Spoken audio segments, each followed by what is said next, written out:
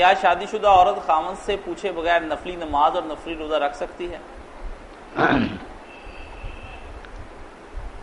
یہی مسئلہ آپ دیکھیں کہ خاوند اور بیوی کا معاملہ دین میں آپس میں کتنا اہم ہے اور نازک ہے. کہ نماز نفل عبادت ہے، روزہ عبادت ہے، مگر نبی علیہ السلام نے منع کر کہ جب خاوند گھر میں موجود ہو تو کوئی عورت اس کی اجازت کے بغیر یہ کام نہیں کرتی. اسی طرح ایک عورت نے آ کر صحابی کے بارے میں کیا تھی، صفوان بن معطل ہی تھے جن کے بارے میں ناپاک لوگوں نے ام المومنین کا الزام لگا دیا تھا. تو ان کی بیوی ہے، اس نے کہا یا رسول اللہ یہ نہ روزہ رکھنے دیتا نہ نماز پڑھنے دیتا، اور کبھی نماز فجر اس نے وقت پر نہیں پڑھی، سورج نکلنے کے بعد پڑھتا. حضور نے پوچھا صفوان یہ کیا کہتی؟ فرمایا یا رسول اللہ جو کہتی ہے نا نماز نفل.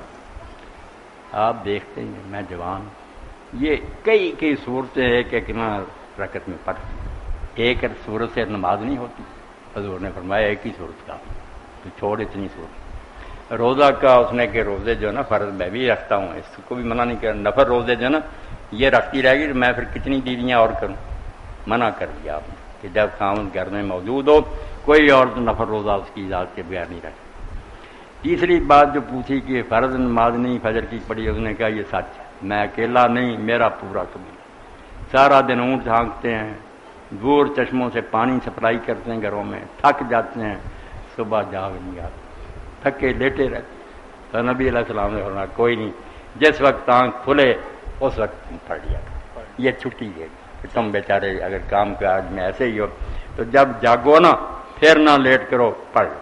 یہ 3 سوال تھے جو جی صحابیہ نے کیے.